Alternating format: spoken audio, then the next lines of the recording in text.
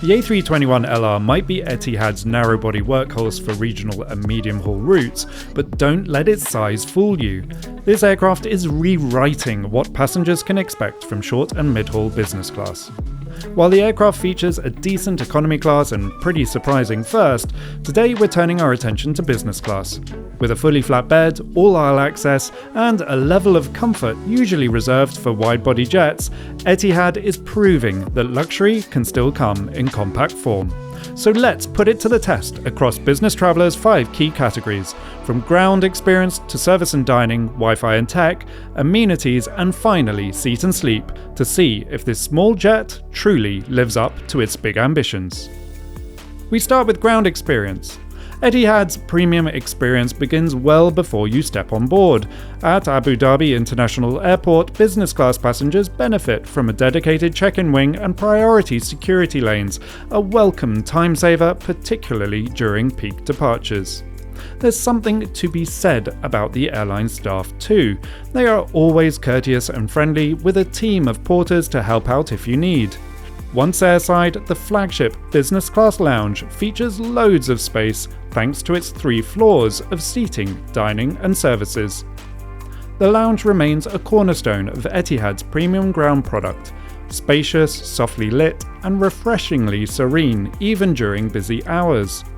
The food offering covers a satisfying range: hot and cold Arabic dishes, Western staples, fresh salads and lots of snacks available throughout the lounge. There's ample seating, showers for freshening up before your flight, and a dedicated quiet zone for those looking to relax or get some work done. While the decor is starting to show its age, a major redesign is reportedly in the works as Etihad continues upgrading its entire ground portfolio. Boarding was fast and premium passengers get to board first. Gate staff were warm, efficient, and it's noticeably more civilized boarding on an international flight on a smaller aircraft with less people trying to board. That gives our ground experience a 9.1 out of 10. Time for seat and sleep. Now this is where Etihad's narrowbody truly shines. The A321LR is fitted with 14 Opera SA seats. They have the same bones as, for example, Air France's latest business class, but built for narrow bodies. That means every passenger gets all-aisle access, and the reverse herringbone layout means you'll be facing the window, unlike the Thomson Vantage Solo you'll find on Iberia or JetBlue. While there's no door, each passenger does get some privacy, partly because you're facing away from your neighbour. The seats are a little bit on the tighter side, but after a couple of hours you won't even notice the difference to a wide body. Storage, however, is lacking, and that brings down the overall score. There are a couple of storage areas, but they are limited. Even though these aircraft operate on a shorter 6 to 7 hour leg, it's still nice to have your personal items next to you, but because of the airspace luggage compartments, there's plenty of storage overhead should you need it. In full flap mode, the bed is impressively long and comfortably firm, ideal for a few hours of uninterrupted rest. The Armani Casa bedding kit is compact but well designed, featuring a thick blanket, mattress topper and a plump, firm pillow. While it's slightly narrower than Etihad's 787 or A350 Business Studio, the experience still feels comfortable. So our seat and sleep is compromised by a lack of storage and privacy, so sadly it's getting just a 6 out of 10. Onto amenities. From gorgeous bedding to well-stocked toilets, Etihad do a decent job of embellishing the experience with a few lavish details. Amenities come in compact Giorgio Armani branded kits featuring essentials from Espa, a truly effortless skincare brand synonymous with understated luxury. There are also slippers offered for the flight, hand-delivered of course. While the kits are great, as is the bedding, sadly there are no pyjamas. It's a small dent on an otherwise flawless product. But one thing is for sure, while airlines like Iberia have to adjust their service flow, Etihad's bold ambition means that passengers don't suffer from the smaller cabin when it comes to customer experience. When it comes to our score, sadly the pyjamas here would make all the difference, so amenities we're giving 6.9 out of 10. The technology package on board is impressive for a narrow-body aircraft. The 17-inch high-definition screen is crisp, with responsive touch controls and a brand new, intuitive menu system that actually excels above the rest of the fleet. Yes, there's a well-curated library of international films, series, and regional content. However, it's not as extensive as, for example, Emirates. But there is an excellent state-of-the-art moving map that's both informative and beautifully designed. Seat controls are neatly integrated into the console, offering preset positions for dining, lounging, and sleeping, with smooth electric transitions. A universal power socket and USB-A and C ports come as standard. Wi-Fi connectivity does stand out.